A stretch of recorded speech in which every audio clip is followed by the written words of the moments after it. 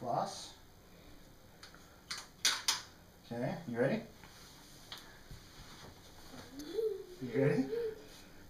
It's easy, trust me. Every 5-year-old in the world has done this. Okay? Let me tie a little knot around it.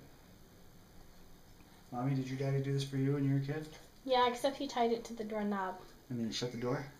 Yes. Okay.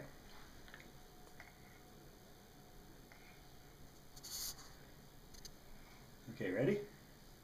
1, 2. Oops. You ready? Close your eyes. 1, 2. You broke it. Did you get the tube? It's still there. Cheap floss. Daddy, you suck. It's the floss. Daddy The sucks. floss broke. Daddy's not a professional tooth puller. Shut up. I gotta get better floss. But it didn't hurt though, did it? See it?